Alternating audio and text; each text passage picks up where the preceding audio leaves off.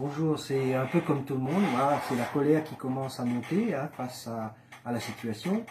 C'est la guerre, a répété Macron, c'est la guerre. Et il envoie en première ligne les combattants de la santé, sans casque et sans armes.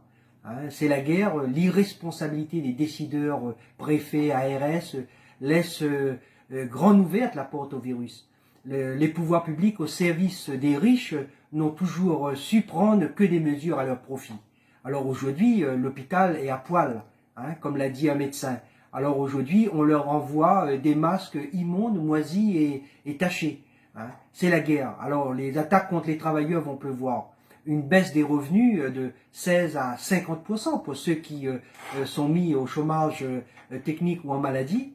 Les salariés d'ailleurs de moins d'un an de contrat n'auront pas droit à l'indemnité compensatrice de maladie versée par leur employeur.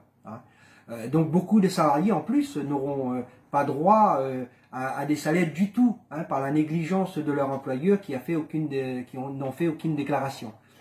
Les patrons vont pouvoir nous piquer des congés, des RTT, etc. et faire travailler en même temps jusqu'à 60 heures par semaine. C'est la guerre.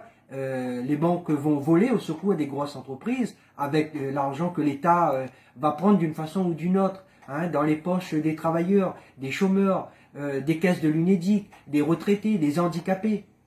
Les patrons et les gouvernements à leur service qui ont réduit les budgets de l'hôpital au nom de la maîtrise des coûts sont les responsables de l'ampleur de cette pandémie et de ces milliers de morts.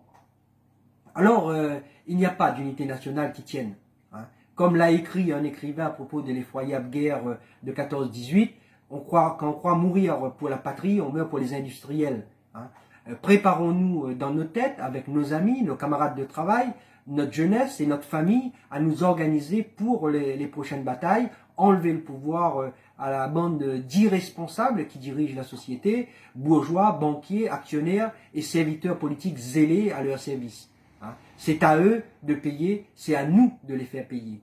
C'est pour ça que il faut se protéger, tous les camarades doivent se protéger, et eux et leurs familles, mais en même temps préparer la riposte qu'il faudra faire face à toute cette situation de mauvaise gestion de cette crise, de cette gestion catastrophique de cette crise.